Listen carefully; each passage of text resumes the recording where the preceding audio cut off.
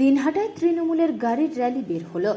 শুক্রবার দিনহাটা শহরের সংহতি ময়দান থেকে এই র্যালি বের হয়ে ভেটাগুড়ি হয়ে দিনহাটা বিধানসভা কেন্দ্রের বিভিন্ন এলাকায় পরিক্রমার উদ্দেশ্যে রওনা হয়। সূচনা লগ্নে উপস্থিত ছিলেন পৌরসভার চেয়ারম্যান গৌরীশঙ্কর মহেশ্বরী, তৃণমূল নেতা বিশুধর, দলের দিনহাটা 2 নম্বর ব্লক সভাপতি দীপক কুমার ভট্টাচার্য, তৃণমূলের দিনহাটা 1 নম্বর বি ব্লক সভাপতি অনন্ত বর্মন, মহিলা তৃণমূলের ব্লক সভানেত্রী ডালিয়া চক্রবর্তী সহ প্রমুখ।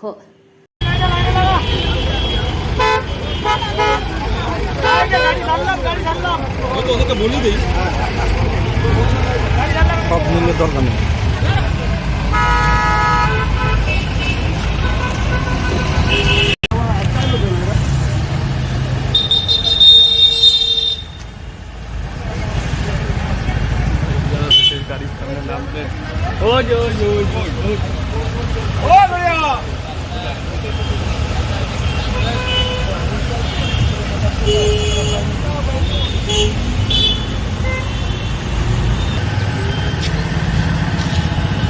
দাদা কি নিয়ে আজকে র্যালি? এমনি কর্মীরা স্বতঃস্ফূর্তভাবে একটা বাইক কার র্যালি করতে চেয়েছে। আমরা সমস্ত 7 নম্বর বিধানসভা সমস্ত এরিয়া কভার করে মূলত উদ্দেশ্য কি? উদ্দেশ্য কর্মীদেরকে শান্তি বার্তা দেওয়া, যাতে কারো প্রয়োজনে পাড়া না দেয়, শান্তিপূর্ণভাবে আমাদের মানুষের কথা মানুষের সামনে তুলে ধরে। বিজেপির যে সন্ত্রাস চারিদিকে একেবারে কেন্দ্রীয় প্রতিমন্ত্রীর নেতৃত্বে এবং যে বলে কেন্দ্রীয় বাহিনীকে নিয়ে যে সন্ত্রাস চলছে তার বিরুদ্ধে আমাদের শান্তিপূর্ণ মিছিল।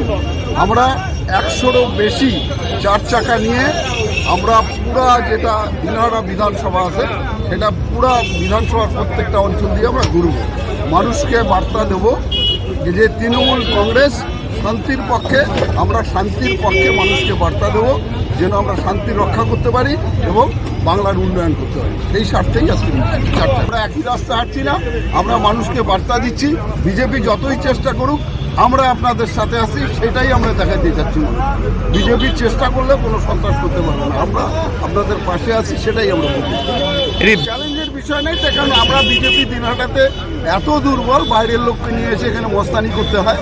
সুতরাং আমরা ওদের বার্তা দিচ্ছি না, আমরা দলের যে মানুষ তাদের উজ্জীবিত করতে যাচ্ছি যে সাবধান থাকো, কারণ আগামী দিনে কেন্দ্রীয় বাহিনী দিয়ে আমাদের উপরে রোলার চালানোর চেষ্টা করা হচ্ছে, তার প্রতিবাদে।